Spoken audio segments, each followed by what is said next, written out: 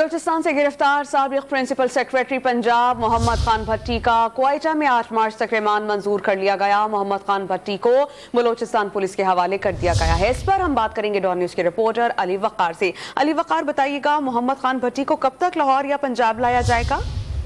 जी बिल्कुल, ये मोहम्मद खान भट्टी के खिलाफ जो है 80 करोड़ रुपए से जायद की मुबैना करप्शन और रिश्वत लेने के इल्ज़ाम पर तहकीकात कर रहा था एंटी करप्शन पंजाब। ताहम कल ये खबर सामने आई थी कि मोहम्मद खान भट्टी को क्वेटा की पुलिस ने गिरफ्तार किया है। वो मुबैना तौर पर मुल्क से फरार होने की कोशिश कर रहे थे, जिस पर आज क्वेटा की अदालत में उनको मुकामी पुलिस ने पेश किया और 8 मार्च तक उनका रिमांड जो है वो मंजूर कर लिया गया है। एंटी करप्शन पंजाब का ये कहना है कि उनकी टीम जो है वो भी जल्द क्वेटा पहुंच जाएगी और वहां पर 8 मार्च को मोहम्मद खान भट्टी का जो रिमांड है वो खत्म होने के बाद अदालत में ये इस्तदा करेगी कि मोहम्मद खान भट्टी पंजाब में जो मुकदमा है उसमें मतलूब है, लिहाजा अदालत मोहम्मद खान भट्टी को एंटी करप्शन पंजाब के हवाले करे।